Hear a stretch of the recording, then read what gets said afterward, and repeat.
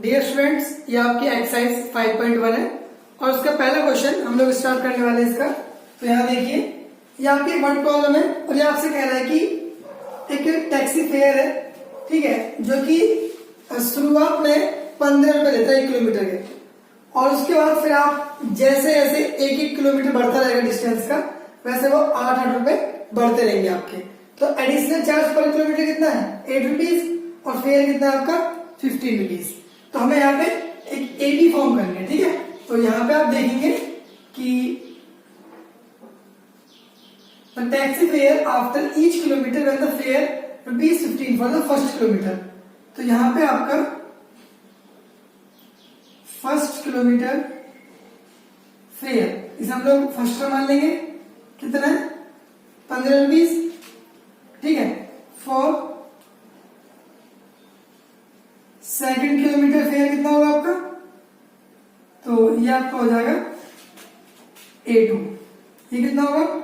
पहले आप गाड़ी में बैठे तो आपने 15 रुपए करे 1 किलोमीटर के लिए, फिर आपको एडिशनल के लिए 8 रुपए और देने पड़ेंगे। तो ये कितना हो गया आपका? 23 रुपए हो गया, ठीक है। तो ये 23 रुपीज हो गया। फिर यहाँ पे फॉर थर्ड किलोमीटर फेयर, तो जब बात करेंगे थर्ड किलोमीटर फेयर की, मतलब 3 किलोमीटर के लिए, तब आपका जो टर्म होगा वो होगा आपका A3 और ये आपका कितना जाएगा? 23। तो 23 प्लस 8, फिर आपको 8 रुपीज और देने पड़ेंगे। तो ये कितना हो जाएगा आपका? 23 और 38, तो 31 रुपीज हो जाएगा आपका, ठीक है। और ठीक ऐसे आप फिर अगर आगे बात करेंगे तो फोर्थ किलोमीटर फेयर, इसे आप A4 बोल देंगे। तो ये आपका 31 रुपीज और फिर आपको 1 किलोमीटर बढ़ जाएगा तो 8 रुपए देने पड़ेंगे। तो ये आपको जाएगा 39 रुपीज। तो इस तरीके से, ठीक है, आप प्रत्येक किलोमीटर बढ़ता रहेगा तो आपके 8 रुपए बढ़ते रहेंगे। अगर हम इसके ऊपर लिखते हैं, ठीक है, और अरेंज करते हैं तो 15, 23, 31, 39 और चलता रहेगा आपको इस तरीके से।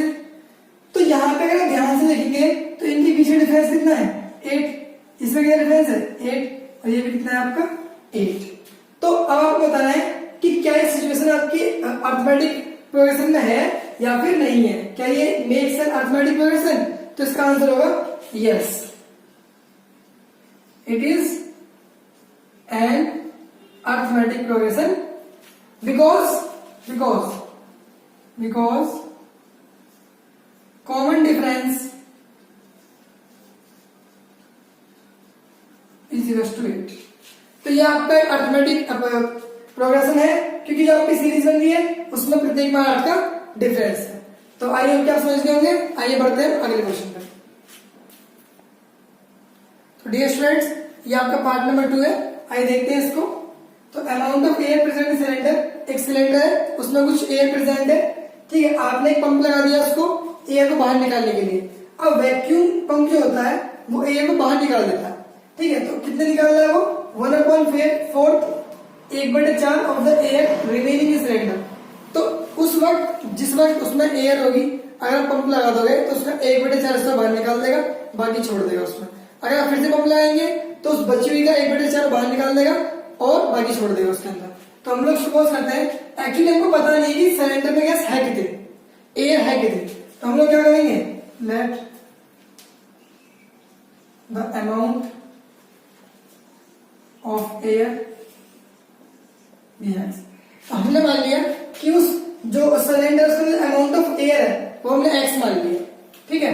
तो आफ्टर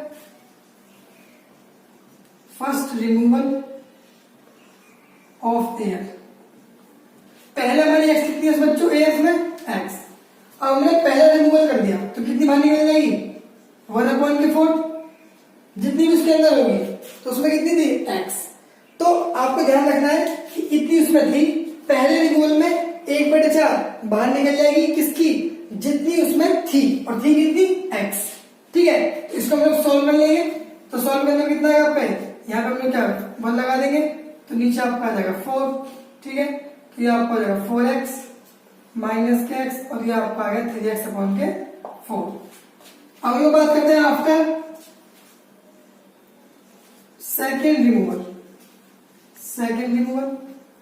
जब हमने फिर से एयर निकाली, ठीक है, रिमूवल ऑफ एयर, तो उस वक्त सिलेंडर में कितनी एयर थी?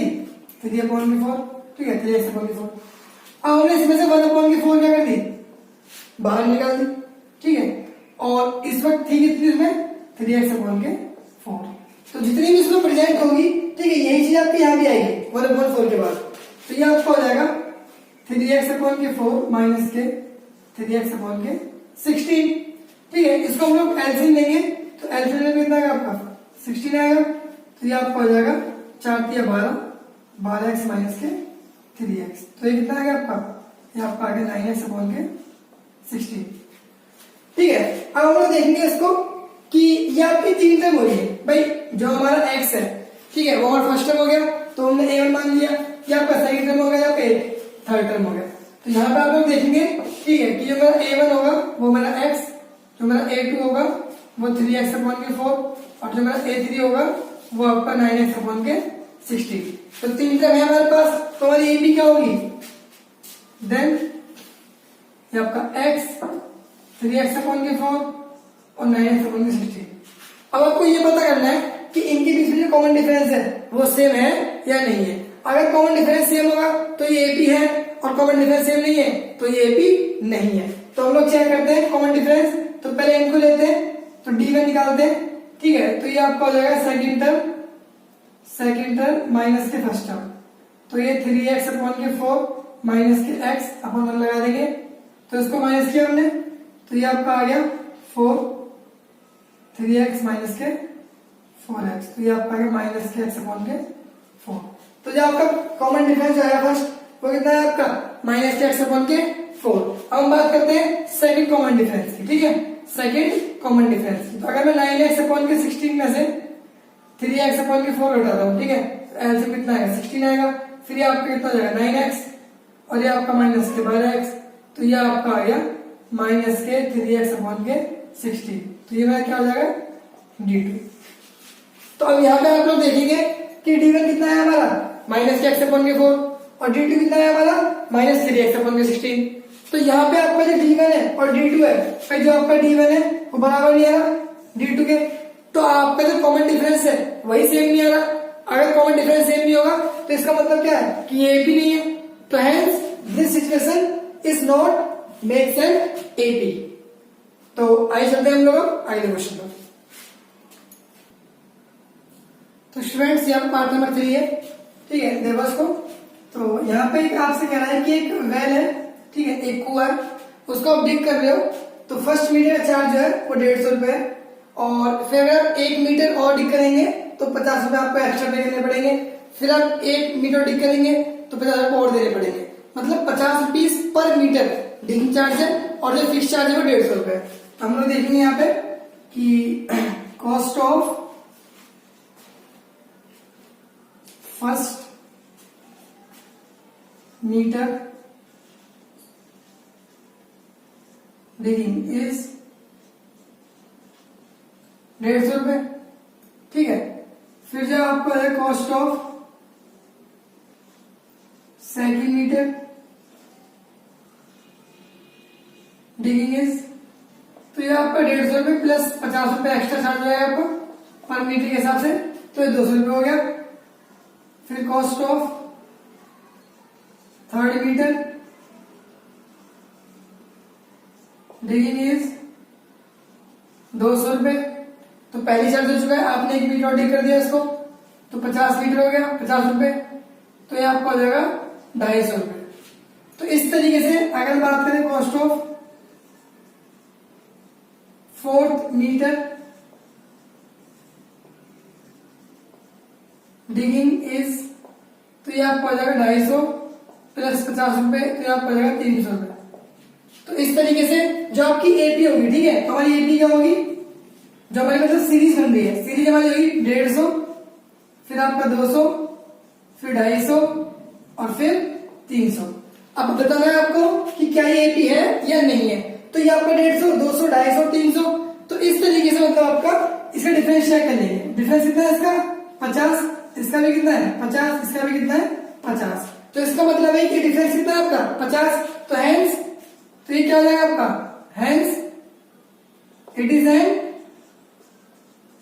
एपी बिकॉज कॉमन डिफरेंस, सभी टर्म्स के जो बीच का डिफरेंस है वो कितना है, डिफरेंस इज इक्वल टू 50। तो इसका मतलब है कि जो आपकी ये सिचुएशन है ये अर्थमेटिकली रिप्रेजेंट हो रही है, सीरीज आपकी ये बन रही है और ये आपकी एपी है और डिफरेंस कितना है आपका 50। आइए बढ़ते हैं हम लोग अगले क्वेश्चन पर। तो स्टूडेंट्स ये आपका फोर्थ पार्ट है, आइए देखते हैं इसको। इसमें कह रहा है कि हमने बैंक अकाउंट के अंदर 10,000 रुपए जमा कर दिए, ठीक है, और आपको हर साल 8% का कंपाउंड इंटरेस्ट ब्याज मिलता है। तो यहाँ पे एक चीज समझेंगे हम लोग कि सिंपल इंटरेस्ट जो होता है उसका इंटरेस्ट हमेशा हर साल एकदम बराबर रहता है, लेकिन कंपाउंड इंटरेस्ट में जो आपका ब्याज है वो हमेशा बढ़ता रहता है, तो डिफरेंस तो इसके सेम आएगा नहीं, ठीक है, hence it is not an AP. तो हम लोग इसको करके देख लेते हैं, करते कैसे इसको। तो देखिए आप लोग जरा इसको यहाँ पे, तो यहाँ पे हम देखेंगे कि जो आपका प्रिंसिपल है वो कितना है, 10,000 रुपए, रेट कितना है आपका 8%। तो अगर मुझे यहाँ पर, ठीक है, मान लीजिए अमाउंट निकालना है तो मैं A1 निकालता हूं। तो आप ध्यान रखिए कि आपका अमाउंट जो होता है वो होता है P ब्रैकेट में 1 प्लस के R/100 की पावर n, ठीक है, ये मेरा फॉर्मूला होता है। यह वैल्यू स्प्लिट करेंगे हम लोग, तो हमारा जो A1 होगा ये कितना आ गया आपका 10,000 आ गया यहाँ पे, और 1 प्लस के R 8/100 की पावर 1 हम निकाले फर्स्ट ईयर के लिए, तो यहाँ पर कितना जाएगा 1। तो अभी आपका हो जाएगा 10,000 इंटू में 108 अपॉन के 100, ये 100 प्लस के 8 कितना जाएगा आपका 108। तो इसे कट कर देंगे हम लोग, ठीक है, तो 2 जीरो कट जाएंगे हमारी, तो ये हमारा आ गया 108 2 जीरो से पीछे लगा देंगे, 10,800 रुपये आ गया। तो हमारा A1 कितना आ गया 10,800 रुपये आ गया, ठीक है। ठीक इस तरीके से हम लोग सेकंड के लिए करेंगे, ठीक है, फॉर सेकंड ईयर। तो यहाँ पे आपका A2 होगा, वो क्या हो जाएगा आपका, हो जाएगा P 1 प्लस के R/100 की पावर 2। अब 2 वर्ष के लिए हो जाएगा आपका 2, तो हम इसको पूरा सॉल्व भी करेंगे, ठीक है, आप लोग इसे बाद में पूरा सॉल्व कर लीजिएगा। तो 8 कितना आएगा 100 और यहाँ पे आपका आएगा 10,000, तो ये आपका आ जाएगा 10,000 इंटू में 108 अपॉन के 100 इंटू में 108 अपॉन के 100, ठीक है। तो हम लोग सॉल्व करेंगे इसको पूरा, तो ये कट जाएगा आपका सारा, फाइनली कितना आएगा आपका 12597। तो ये हमारा क्या आ गया A2 आ गया, ठीक है। आप सिमिलरली ऐसी थर्ड ईयर निकाल लेंगे, तो फॉर थर्ड ईयर, तो ये भी कितना आएगा आपका A3 आएगा इस बार, तो 10,000 1 प्लस के R, अब यहाँ पे जो आपका R है वो 8% है, ठीक है, पावर इस बार कितनी जाएगी 3, पहले 2 थी पावर अब 3 हो जाएगी। तो हम लोग इसको सॉल्व करेंगे, ठीक है, तो कितना आएगा आपका ये आपका आ जाएगा 15,869 रुपीज। आप सॉल्व कर लीजिएगा, बहुत लेंथी क्वेश्चन जाएगा मेरा, ठीक है। तो A3 आ चुका आपका। तो यहाँ पे अगर आप देखेंगे, तो अगर आप डिफरेंस निकालेंगे तो A2 माइनस के A1, और ये आपका कितना है 12597 माइनस के, ठीक है, 10,800। तो हम लोग ऐसे निकाल लेंगे, D1 निकाल लेंगे, तो ये कितना आएगा आपका, ये आपको ध्यान रखना है पहले जो आपका था वो 10,000 था, फिर कितना हो गया आपका 10,800 हो गया, ठीक है। तो अगर यहाँ पे निकालेंगे तो आपका आ जाएगा 17, ठीक है, 97। आप D2 निकालोगे आप लोग, तो D2 कितना आएगा आपका, तो 15,869 में से 12,597 माइनस करूंगा, तो ये आपका 3272 आ जाएगा। तो D1 जो है बराबर नहीं आ रहा आपका D2 के, ठीक है, तो नॉट एन एपी। तो जैसे मैंने आपको स्टार्टिंग बताया था कि कंपाउंड इंटरेस्ट पे डिफरेंस कभी सेम नहीं रहता, तो ये आपका एपी नहीं होगा, ठीक है। हमने सॉल्व भी कर लिया इसको, तो हमारा A1 ये आ रहा है, A2 ये आ रहा है आपका, और A3 आपका ये आ रहा है। अमाउंट की लगा रहे हैं, इनके बीच में डिफरेंस जो है वो भी क्या है आपका। अगर आपको वीडियो अच्छी लगे तो प्लीज लाइक एंड सब्सक्राइब। हम बात करते हैं इसके आगे क्वेश्चन को नेक्स्ट पार्ट में। Thank you so much for watching the video.